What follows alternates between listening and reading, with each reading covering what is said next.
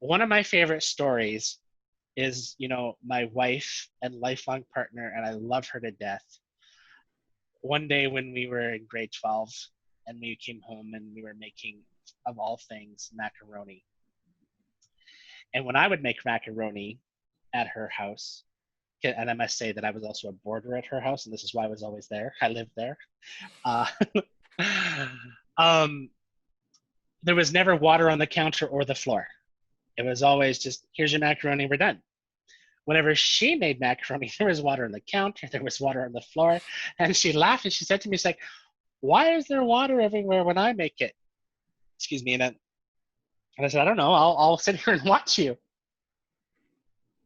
So I watched her process, and then I gauged it against my process. So my process was, you boil the water, pour the macaroni in, it gets cooked.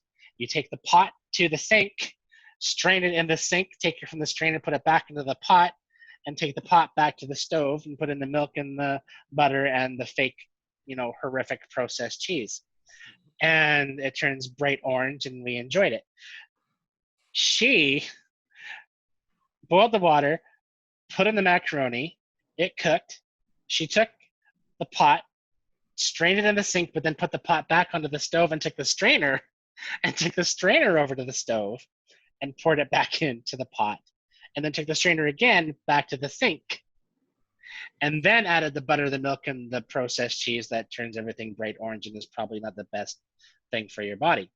Not anything against KD, because Canadians eat the most KD out of the entire world. So we laughed when we discovered that she was using the colander across ways, and that's where the dripping water came from.